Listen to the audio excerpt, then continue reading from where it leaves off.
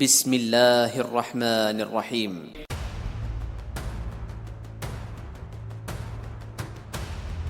حضرت انس رضی اللہ تعالی عنہ بیان کرتے ہیں، رسول اللہ صلی اللہ علیہ وآلہ وسلم نے فرمایا،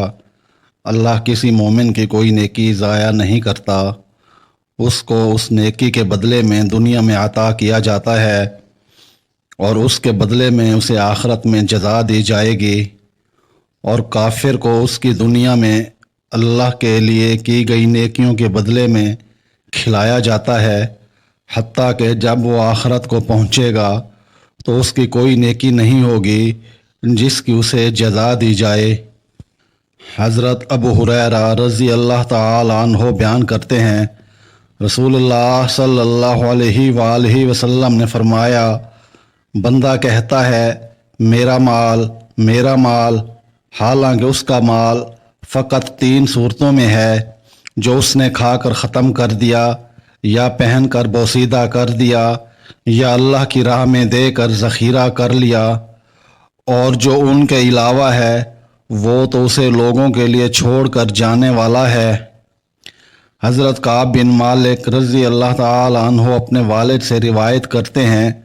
انہوں نے کہا، رسول اللہ صلی اللہ علیہ وآلہ وسلم نے فرمایا، 2 بھوکے بھیڑیے جنہیں بکریوں کے ریوڑ میں چھوڑا جائے تو وہ ان کے لیے اتنا نقصان دہ نہیں جتنی آدمی کے مال و دولت کے حرص اس کے دین کے لیے نقصان دہ ہے۔ حضرت جابر رضی اللہ تعالی عنہ سے روایت ہے کہ رسول اللہ صلی اللہ علیہ وآلہ وسلم بکری کے ایک چھوٹے کانوں والے مردار بچے کے پاس سے گزرے تو آپ صلی اللہ علیہ وآلہ وسلم نے فرمایا،